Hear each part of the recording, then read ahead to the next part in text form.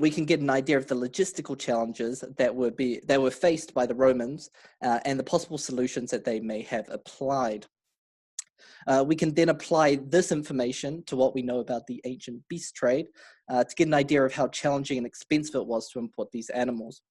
To begin with, I'd first like to establish what we already know about the Roman exotic beast trade. And then in the second half, I'll move on to discuss how these comparative studies can fill the gaps that are found in the ancient sources. So during the Republic, the transportation of wild animals for public spectacles appears to have been largely informal, and benefactors relied upon the use of political contacts to get their animals. The only clear indication of how beast hunts were organized during the Republic can really be found in Cicero's Ad Familiares, with a letter concerning M. Caelius Rufus. His letters were written at the same time as Cicero was appointed to the governorship in Cilicia in Asia Minor. Rufus wrote to Cicero concerning the upcoming elections in Rome, in which he had hoped to secure the curule aedile office. The repeated correspondence that is attempted by Rufus shows evidence of his efforts to encourage not only Cicero, but also others to gather beasts for him. So he writes, in nearly all my letters to you, I have mentioned the subject of leopards. It will be a disgrace to you if, when Patiscus has sent 10 to Curio, you don't get many more. Curio has already made a present of those 10 and of another 10 from Africa. If you will only remember to set the Sabrites to work and to write to Pamphylia, for they say that more are caught there, you will get what you want done. For as soon as the leopards are caught, you have my people, whom I have sent about Citus's bond, to look after the animals, keep and bring them to Rome. I think too, if you write encouragingly, I shall send some more men of mine to your part of the world. This is followed by a more insistent series of letters by Rufus in October and again in February, which you can see the other two passages included on the slide. This is contrasted by Cicero's letter to Atticus, illustrating the burden that such demands had on provincial governors who had to deal with the issue of delivering these requests over the interests of their provincial subjects.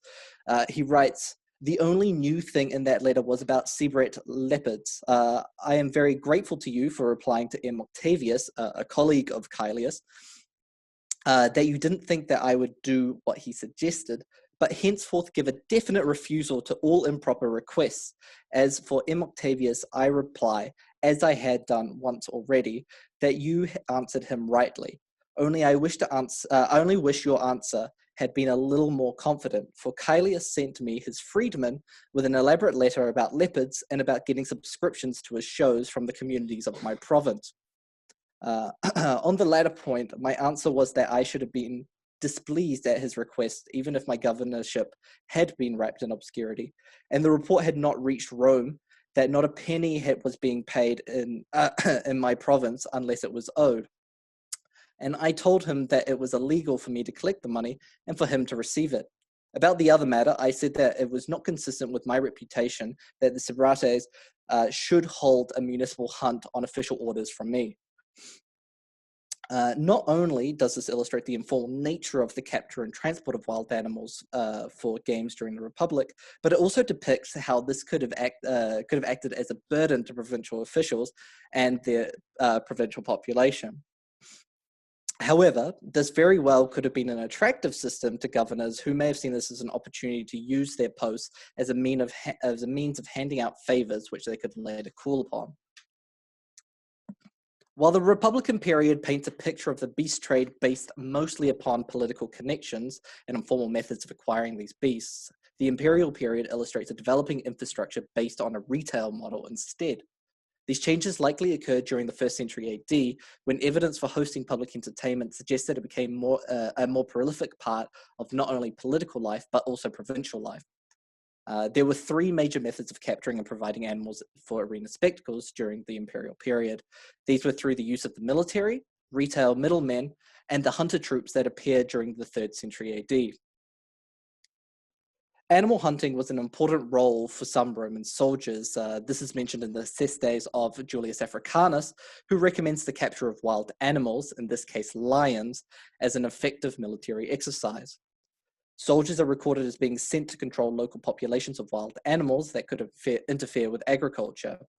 These soldiers are specifically recorded as capturing these animals rather than killing them, indicating that these animals were destined for either imperial games back in Rome or to be sold on to local benefactors. This can be seen in the Egyptian papyri, which is not particularly surprising since the province was considered an ideal source for exotic beasts commonly used in these games, such as hippos and crocodiles.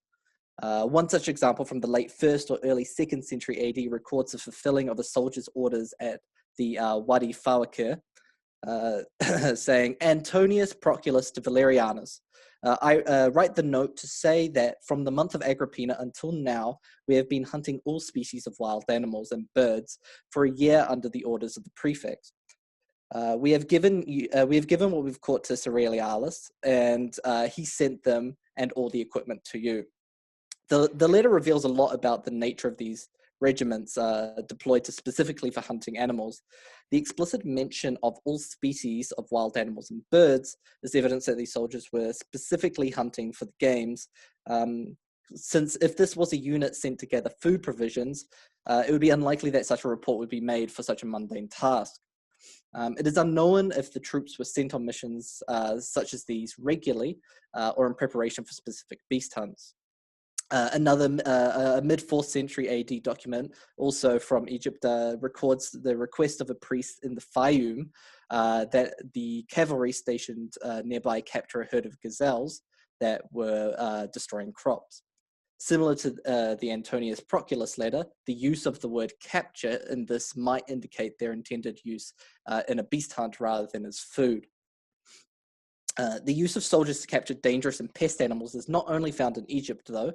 The German frontier, it also presents evidence of these specialized military hunters in the epigraphic record, in particular Usari. One particular inscription from Cologne records the activity of these hunters set up by the Legio I Minerva. It documents the capture of 50 bears over a 6-month period by the centurion Tarquinius Restutus Pissarro.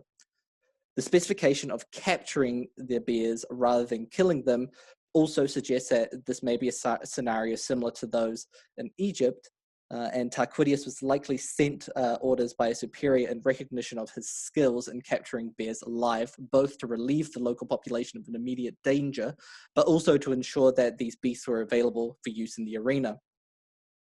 A half-year hunt must have been part-time duty, as it seems unlikely that Pissarro could simply abandon his duties as a centurion for a simple hunt. What is particularly interesting about this inscription is the specific numbers of bears caught. Unlike other examples of military missions, they do not specify exact amounts or even the species in some cases that are being caught. This may suggest that Pissarro exceeded the requested quota of captured bears for the 6 months, and that this was a point of pride for him and his fellow hunters. A second potential source for purchasing animals targeted at Italian elite hosting animal spectacles was a more conventional retail option. Ports such as Ostia could have acted as a central Italian hub for receiving and purchasing animals, and it can be assumed that similar offices were situated at other commercial hubs throughout the empire.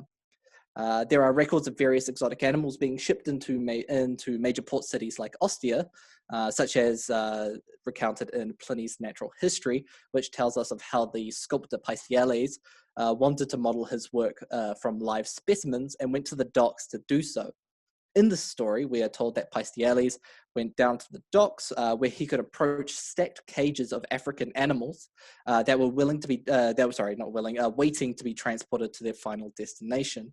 The story ends with the near death of the sculptor as a lion escapes while Paisiales is carefully examining another lion close by.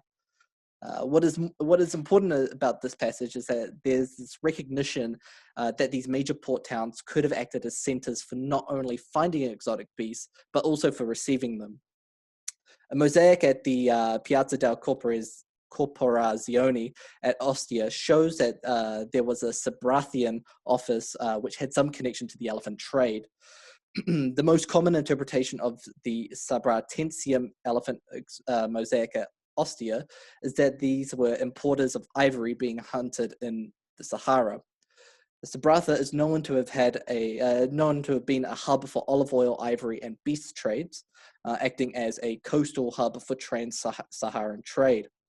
However, if this company had the facilities necessary to establish reliable trade between Saharan Africa and Ostia, such as hunters, overland transport, ships, and so on, it would not have been a difficult transition for the transportation of live elephants across the Mediterranean. While this would have been more complex in transporting ivory, admittedly, techniques for transporting other animals, such as horses, may have helped ease this process. Further, the potential profits to be made from selling elephants along with ivory would have been significant indeed. And finally, the 3rd century AD preserves epigraphic and mosaic evidence for several organizations who provided access to exotic animals and bestiary, similar to how a lanista provided gladiators for the games, for example. While much of the evidence for these families have been found in North Africa, potential epigraphic evidence from Noricum mentions a prominent local family called the Elbii who could have been involved in the beast trade also, but it's not confirmed. North Africa remains, not surprisingly, the most prolific region for evidence of these hunter troops. This suggests that not only was there a significant demand for the beasts in these regions, but that Africa already had an established means of supplying them to local benefactors. The troops that have been recorded included the Pensiasi, the Sinemati, the Tauriski, and the most prevalent of them all, the Telegenii. It can confidently be said that these corporations were involved as a middleman position in the provision of beasts and hunters for the games. This can be seen in the Megarius mosaic, pictured in the middle of the slide there at Smirat, recording the payment of the Telegenii. The inscription in the middle there reads, Megarius, Megarius, through the herald was said, my lords, since the Telegenii have earned your favor, give to them 500 denarii for each leopard, it was acclaimed. By your example, may those come to learn the munus, any may those past here. Who has offered such games? When have such games been offered?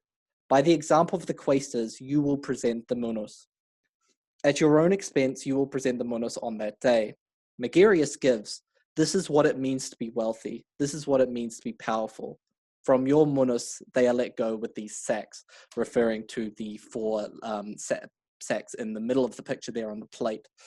Now, of course, the primary purpose of this mosaic is to commemorate the generosity of the Munerius Megarius to both the city with his gift of 4 leopards, but also to the Telegenii, as seen in the central figure of the 4 leather bags with the sort of infinity symbol on them, representing the number 1000. So this actually suggests that Megarius paid the Telegenii 1,000 denarii rather than the declared 500 denarii. Also, particular attention has been paid to the detailing of the leopards themselves. Each is named Romanus, the Roman, Luxurious, the luxuriant one, Crispinus, Curly, and Victor, the victor. Additionally, tied around their midriffs are garlands, 2 with ivy, 2 with millet. The inclusion of names and garlands suggests that these were not merely wild leopards brought to Smirat for the games, but in fact trained animals. This suggests that these leopards were probably raised in captivity. Specially trained leopards would have been preferable to the wild ones, since it's been suggested that the roar of the arena crowd would have forced untrained animals to instinctually find the darkest shade in the arena and remain there until they were either killed or forcibly driven from that spot. There is also evidence to suggest that the Telegenii were also involved in oil trade. Oil amphorae discovered at Ostia and Thenai have seals matching the iconographical imagery of the hunter troop. Stamped onto the amphora is a design bearing the number 3 and a number cipher that appears to have been associated with this group throughout North Africa, with the middle figure depicting the characteristic crescent moons on a stick that can be seen on the Megarius mosaic as well. This suggests that the Telegenii were not only a thriving exotic beast trade company, but may have also had other trading interests in North Africa. This may explain why these companies show evidence of providing animals for the games, but none for the capture of animals in the wild. They may have began their existence as a basic commodity trader. These businesses would have already had an established trading network with ships available to transport these beasts. However, this evidence is not conclusive. Rather, it's indicative of the potential trade activity which could have facilitated the chain of supply around the empire. The question of how far back in the supply chain these corporations would have been involved in the capture of animals that they were supplying to benefactors still remains, however. There are no depictions, like I said, directly linking the corporations to the hunting of animals in the wild. It certainly would have been beneficial for bestiari to be involved in the capture of wild animals in order to deepen their understanding of the hunting experience, I suppose, and also their general experience with the animals themselves, which surely would have proven invaluable in the arena later on.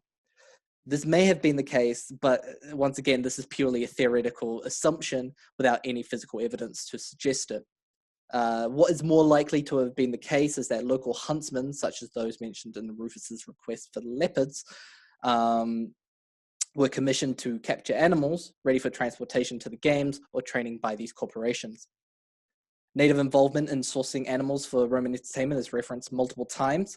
Seneca and Pliny report that King Bocchus of Mauritania gave native spearmen for Sulla's games in 93 BC. Cicero notes that a troop of hunters known as the Shicares had been hired to capture felines in Laodicea. And further, Pliny makes note of an event taking place in Rome in 61 BC where Numidian bears were matched with Ethiopian hunters. Plutarch says that Juba also spoke of hunters being used to dig pits to capture elephants. These hunters were presumably native huntsmen rather than Roman soldiers, since a Roman military presence was not established in the region until after Juba's death. Outside of specialized military hunters, it is probable that these corporations, such as the Telegenii, made use of a network of local huntsmen, therefore to produce their beasts. They provided a service to benefactors that made beast hunts much more accessible in the imperial period. Acting rather as middlemen between local hunters and benefactor, they provided an avenue for reliably high-quality animals and hunters for the arena. Reliability of supply was a significant concern for many elite hosting beast hunts with intentions to import exotic animals. An example of this can be found in the letters of Pliny the Younger, where he attempts to assure a friend that his intent to display panthers would have been appreciated by the crowd. He says, "I am sorry the African panthers you had bought in such quantities did not turn up on the appointed day, but you do deserve the credit, although the weather prevented their arriving on time. It was not your fault that you could not show them." Perhaps this is why there was such a demand for professional troops and suppliers of arena animals. The uncertainty of sea travel and the potential for setbacks or delays called for professionals who had an established network and reputation for providing not only a quality product, but also a timely delivery. Ancient evidence for transporting these animals is limited. What we do have confirms what we'd expect, however, suggesting that in large part they were transported by ox cart to port towns in which they were transferred to a ship to be brought to their final destination. Visual evidence such as the Great Hunt mosaic from the Piazza Amarina or on a sarcophagus discovered at Ostia shows that animals were captured in either wooden crates or were herded into ships in communal groups. Claudian illustrates this scene vividly as well. Some raw enmeshed in snares, some are thrust into wooden cages and carried off. There are not carpenters enough to fashion the wood. Leafy prisons are constructed of unhewn beech and ash. Boats laden with some of the animals traverse the seas and rivers. Bloodless from terror, the rowers' hands have stayed. From the sailor's fear, for the sailor's fear, the merchandise he carries. Others are transported overland in wagons that block the roads with a long procession, bearing the spoils of the mountains. The wild beast is borne a captive by those troubled cattle on whom in times past he sated his hunger. And each time that the oxen turned and looked at their burden, they pulled away in terror from the pole. Interestingly, the sailors in this passage don't actually seem to be accustomed to having wild beasts on board. possibly suggesting that at least for these games, the animals were not a regular cargo for their ship, perhaps only being organized once the convoy had reached the port. But as you can probably guess, there's still a lot missing from the ancient record. This is a result of the evidence mainly being concerned with the event itself rather than how these animals made it to the games.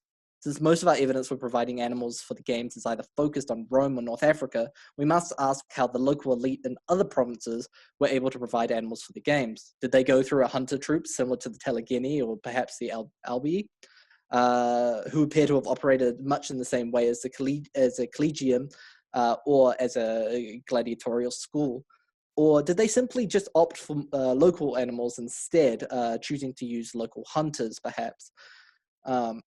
This is a difficult question to answer. Epigraphic evidence from Europe suggests that beast hunts were a common and likely expected spectacle to go alongside gladiatorial games. However, outside of North Africa and Rome, the specific animals being displayed at these games are rarely ever mentioned. But as we've seen from the austere retail sellers, and possibly from the presence of the Telegini in other cities around the empire, there was certainly an infrastructure in place to facilitate such trade if an individual wished to present these animals at their own games. The dipinti decorating the walls of the Pompeian amphitheater depicted lions, tigers, and various other arena animals.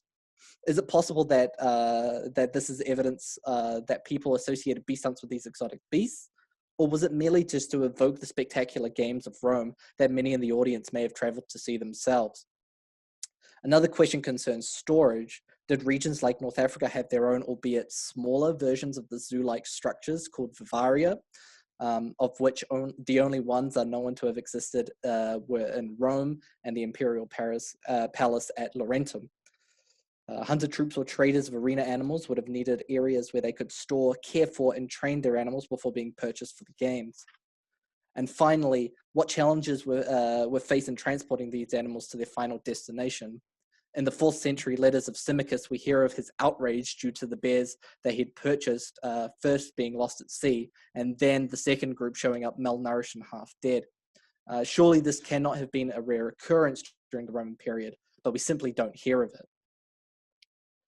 For this last point, I propose that we look at how other cultures handled the issue of exotic animal trade. The best recorded example of a multi-regional network of trade of an exotic beast being transported either overland or by ship in the 19th century is the 19th century hunter companies of London, Liverpool, and Hamburg. While these beasts were not being transported for the same reasons as the Roman trade, exotic animals were still sought out by the contemporary elite for display in circus acts, private menageries, and scientific studies. However, what is consistent is the challenges faced by these companies in capturing and transporting these animals from the furthest corners of the empire to countries like England and Germany. Each of these companies had several outposts that acted as regional hubs, where company agents would employ local hunters to track and capture animals to be brought back to Europe for display and purchase. The agents of the East London-based trader Charles Yamrick traveled the world in search of prized animals. One such example of this was the 1873 acquisition of 4 tapirs, 2 orangutans, a panther, an elephant, bear, and various large birds, which, with a lack of place to store them, were subsequently stored in the courtyard of the Hotel de la Paix in Singapore. He also employed local hunters in the area. For this one, this was the Fernandez brothers, who traversed the Malaysian peninsula in search of potential purchasers.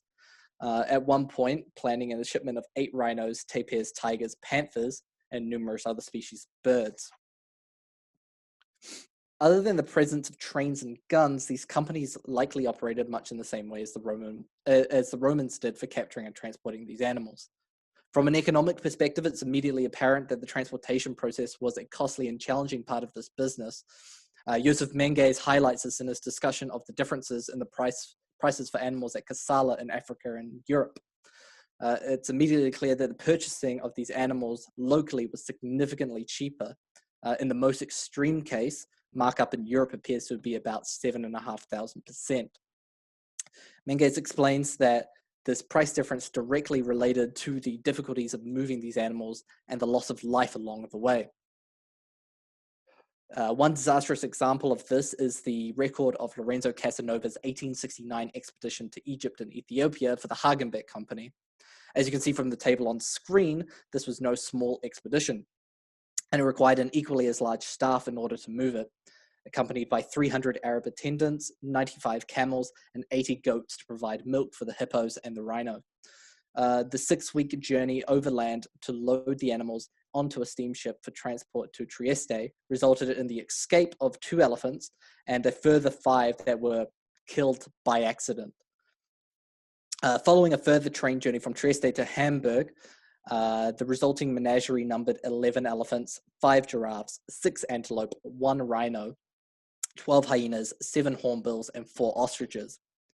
Of the initial contemporary value of the Hagenbeck's cargo at 19,140 pounds, the surviving animals were only worth 6,830 pounds.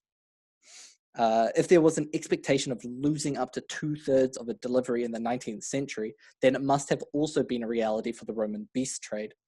Perhaps this is why records of only late arrivals of malnourishment are preserved in the ancient sources. Travel-related deaths of animals are not mentioned, perhaps simply because they were the norm and were to be expected in this business. The length of sea travel would have also posed another problem for the Romans. Reduced travel times would have been vital to the overall condition and survival of their merchandise. Constant supervision would have been required for these animals to survive the trip. Travel fatigue, dehydration, and malnourishment would have been a constant concern. This would have provoked behavioral changes, disease, and an overall weakening of the animals on board. Animals in these poor conditions are at a much higher risk of dying along the way, and after succumbing to journey fatigue, an animal's health deteriorates rapidly after 3 hours. Travel could have been expedited through the use of rowers, but there were a variety of factors that could also delay this delivery. Pliny the Younger wrote to his friend Valerius Maximus, lamenting the delay of his panthers in Rome due to weather conditions. And Claudian further notes that the size of an animal was also a contributing factor towards a journey's duration, noting a concern that the weight of elephants would slow down a ship significantly. To avoid such problems and to minimize the mortality rates of these creatures, several measures would have had to be put in place, which would have further lengthened the journey. One particularly important precaution would have been the use of several stops along the way to allow animals momentary reprieve from the stress of the sea voyage and to care for injured or ailing animals. This would have limited the use of open sea travel. While significantly faster, it would have made it extremely difficult for sailors to avoid the disastrous effects and the unpredictability of wild animals, especially the big felines that were so popular with audiences in Rome. Taking this journey fatigue into consideration, the subsequent costs demonstrate that the purchasing of animals for the games was immensely expensive. For the purposes of comparative results, this model will assume that a beast hunt will be held on the scale like that of Megarius in the mid-3rd century AD, involving 4 leopards and hunters. Megarius records that the cost for these leopards and their hunters totaled 4,000 denarii, exactly 1,000 per leopard and hunter combination. This model also assumes that wild animals are being captured or transported on a per-order basis, and so it is reasonable to also assume that these animals, some of them, would die along the way. To account for this loss, Casanova's expedition for the Hagenbeck Company will serve as a basis for maybe an average to extreme loss on the journey. The resulting average loss incurred during Casanova's expedition was about 37.8%.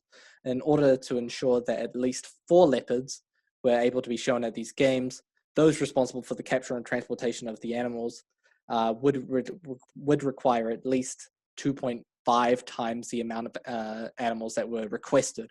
So in this case, 10 leopards. Assuming costs similar to Megarius, it could be expected that these games would cost a total of about 10,000 denarii.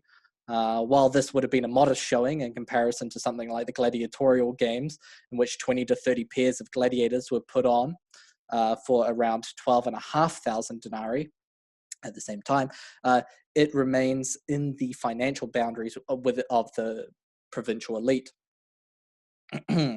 However, Megareus was hosting his shows in North Africa, and as seen with the 19th century accounts, local prices were significantly different to their European counterparts. Diocletian's price edict provides another source of prices, perhaps, in which leopards are categorized into two classes. The first class leopard being priced at 100,000 denarii, and a second class leopard being not much cheaper at 75,000. The price edict must be more representative of the costs of these animals outside of North Africa then. Applying these prices to this model results in a very different picture. If an organizer only wanted first-class leopards, the resulting cost for 10 leopards would be about 1 million denarii, while only second-class leopards is 750,000, and finally, for an even mixture of the two classes, that would cost 875,000 denarii. Note also that the price edict makes no mention of the inclusion of hunters, so it must be assumed that this price was only for leopards, and hunters would have cost extra on the side, perhaps. The sheer difference in price range between these projections based on the Megareus mosaic and Diocletian's price edict shows that there must have been a stark difference in the beast hunts displayed in North Africa and in the rest of the Roman Empire. Even a modest set of games with only 4 leopards appears to have been an impossible financial feat for most members of the provincial elite during the early 4th century AD. The lack of pre-3rd century AD evidence for the cost of exotic animals for the arena only complicates this matter more. It's difficult to say if the exclusion of specific species of animals is evidence for the exclusive use of animals that could be captured and bred locally, such as boars, bears, and bulls for the games. In this light, then, do the Dipinti of Pompey's amphitheatre serve as the only time at which citizens could witness such beasts in the city? Easily bred and herded exotic animals, such as ostriches, however, would have been within the financial realms of the local elite hosting games, but do not appear in the inscriptions and mosaics recording beast hunts outside of North Africa. Diocletian's price edict sets a maximum price for an ostrich at only 5,000 denarii. This sits right between the two classes of boar, first class being 6,000 denarii and second class 4,000, which could have been captured locally and therefore avoided all the complications associated with capturing and transporting animals to Africa. Perhaps the certainty and the ease of capturing local animals was preferred by benefactors over the several elements that could lead to delays and the extra expense in importing exotic beasts, which, if they were delayed and never showed up or died, would have ruined their show effectively. Modern veterinary manuals suggest that much of the stress related to journey fatigue, especially in wild herbivores, is a result of the proximity to human activity with wild animals there. So a common solution to this problem is the Boma technique, which involves a period of containment, usually about 4 to 8 weeks, within an encampment to acclimatize animals to human activity. This transition period is not only connected to human activity, but it's also a period in which animals are fed good quality feed and can be treated for any injuries that occurred as part of either their initial capture or their transportation to the campsite. This resting period means that an animal can be in the best possible condition before being moved to their final destination. Death of cargo on the way to the destination must have been a common factor when moving these animals by cart and ship. This is precisely why most modern manuals stress the importance of moving wild animals while they're tranquilized. This is stressed not only to avoid the unpredictable nature of wild carnivores, but also to reduce stress as much as possible and give the animal its best chance of survival. But why is it that the ancient record has very little mention of the loss of animal life on these ships until Symmachus, who seems to have been outraged at the poor conditions of his bears? As seen with the cost projections, even to produce a set of games including 4 wild leopards, traders would have needed to ship twice as many animals to guarantee a specific number. Further, similar to Lanistae for gladiators, there may have been an expectation for continued returns for these animals. Megareus and many other North African mosaics attest to the popularity of trained animals for beast hunts. This is also found in the literary evidence recording the use of animals in Rome for entertainment. The assumption that animals destined for the arena would die there is largely based on the lavish late Republican games and imperial games at Rome. These games were financed by the richest men in the empire who could afford such an expenditure, especially during the imperial period, where the emperor's games sourced animals from multiple vivaria that bred and trained animals specifically for this purpose. Is it possible then that the many beast hunts with exotic animals outside of Rome did not end in the death of the animal? The naming of leopards in the Megarius mosaic would definitely suggest that these animals would have been known to the onlookers of the mosaic, similar to how named racehorses and charioteers are depicted in chariot mosaics across the empire. Just like gladiators, killing such an expensive and trained animal may have come with an additional cost then, which may explain why the inscription on the Megarius mosaic quotes 500 denarii for each leopard, but in actual fact, he paid them 1,000. Additionally, companies such as the Telegene must have also had locations to both store and train their animals. It may be possible that smaller vivaria-like structures could be found around North Africa, which housed animals and provided a training ground for both animal and hunter to rehearse before local performances. Is it possible then that the training grounds for organizations like the Telegene served as a holding location for animals that were being prepared to perform in arenas outside of Africa?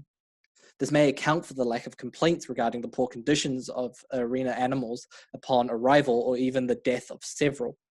This would have essentially served as an unintentional Boma period, allowing for animals to heal, be fed, and become used to animal activity before being finally shipped.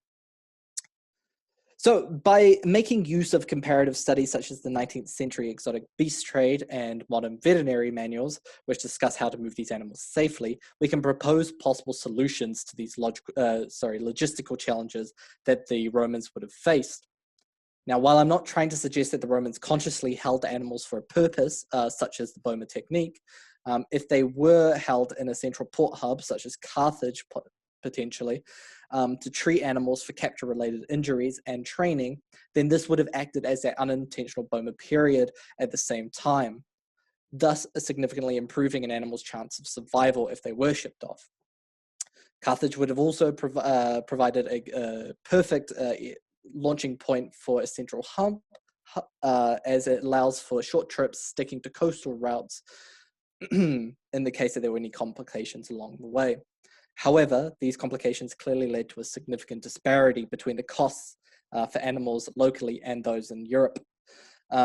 Perhaps the reason why we do not hear about the specific animals being presented at beast hunts is because they were usually animals that could be captured locally, boars, bears, deer, etc., and were much cheaper.